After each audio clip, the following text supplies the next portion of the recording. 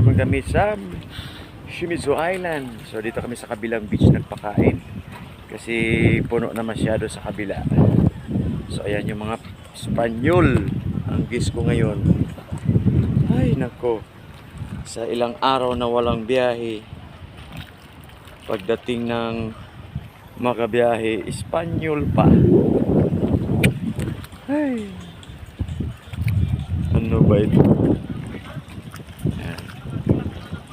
Sa Shimizu Island. So yung ibang mahilig mag-land sa tabi.